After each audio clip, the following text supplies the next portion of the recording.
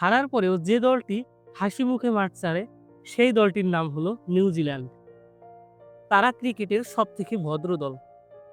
তখনকার রস টেলর থেকে শুরু করে বর্তমান সময়ের কেন উইলিয়ামসন, ভদ্রতা জিনিসটা তাদের পা থেকে মাথা পর্যন্ত বিস্তৃত। কোনো বাকবিতণ্ডা নেই, অহেতুক কোনো আগ্রাসন নেই। প্রতিপক্ষকে তারা সম্মান করতে জানে।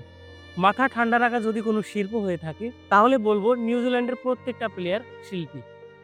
নিউজিল্যান্ড এমন একটা দল যারা অন্যের দুঃখেও ব্যথিত হয়। ২০১৪ সালের কথা কি আপনাদের মনে আছে? ২০১৪ সালে অস্ট্রেলিয়ান ব্যাটসম্যান ফিল হিউজ হঠাৎ প্রাণ হারায়। এর একদিন পর নিউজিল্যান্ড এবং পাকিস্তানের মধ্যে টেস্ট ম্যাচ শুরু হয়। হিউজ যেহেতু বাউন্সারে প্রাণ হারিয়েছিল, ওই ম্যাচে নিউজিল্যান্ডের কোনো বলারই একটা বাউন্সারও ছোড়েনি। শুধু তাই নয়, নিউজিল্যান্ডের প্রত্যেকটা প্লেয়ারের জার্সিতে P.H লেখা ছিল। পি অর্থ ফিল এবং এইচ অর্থ হিউজেস।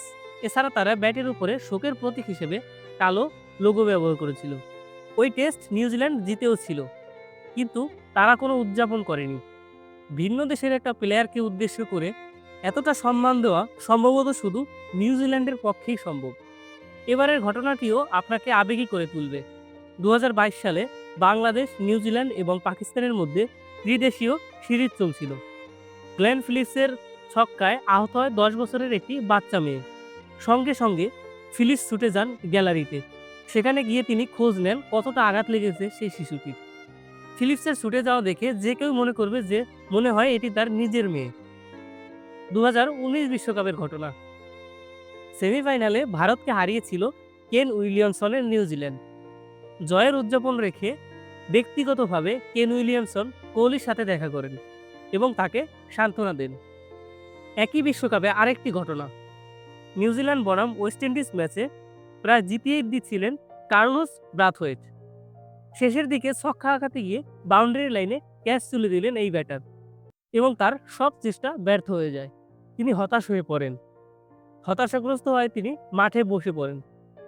সে সময় জয়ের উল্লাস বাদ দিয়ে তার কাছে ছুটে যান কেন উইলিয়ামসন। পাশাপাশি সকল প্লেয়াররাও তার কাছে ছুটে যায়। গিয়ে ব্রাথওয়েটকে সবাই সান্ত্বনা দেয়। কয়টা দল এমন ধরনের উদাহরণ তৈরি করতে পারে? ওই বিশ্বকাপের ফাইনালে নিউজিল্যান্ড বিতর্কিতভাবে হেরেছিল। এত বড় নিষ্ঠুরতার হারের শিকার হয়নি কোনো দলই, কিন্তু হাসি মুখে তারা পরাজয় মেনে নিয়েছিল। শুধু তাই নয়, ইংল্যান্ডকে তারা অভিনন্দনও জানিয়েছিল। ২০১৫ বিশ্বকাপের ঘটনা। সেমিফাইনালে টানটান উত্তেজনার মাধ্যমে বিশ্বকাপে দক্ষিণ আফ্রিকাকে হারিয়েছিল নিউজিল্যান্ড। ২ বলে ৫ রান লাগতো তখন। এমন সময় লং অন দিয়ে অবিশ্বাস্য এক ছক্কা হাঁকিয়েছিলেন গ্রান্ট এলিয়ট। বোলিংয়ে ছিলেন ডেল স্টেন। গোটা আসরে দুর্দান্ত বল করা স্টেন হতাশায় মাটিতে শুয়ে পড়েছিলেন। এলিয়ট এসে স্টেনকে উঠিয়েছিলেন।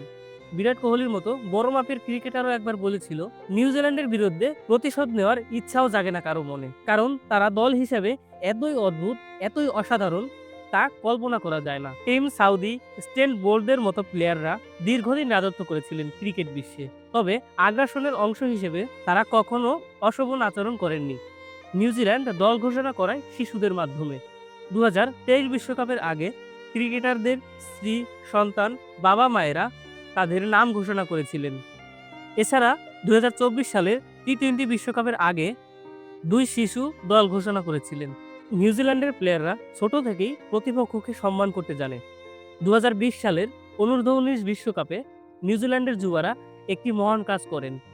কোয়ার্টার ফাইনালে ক্যারিবীয় ব্যাটার কার্ক ম্যাকেঞ্জি ৯৯ রানে আউট হয়, কিন্তু পায়ের পেশিতে চোট পাওয়ায় তিনি স্বাভাবিকভাবে হাঁটতে পারছিলেন না।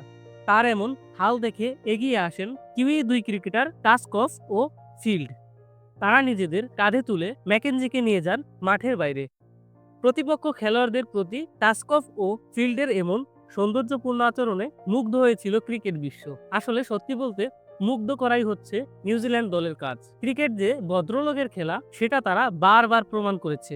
অন্যরা ম্যাচ জেতে, আর নিউজিল্যান্ড মানুষের হৃদয় জিতে।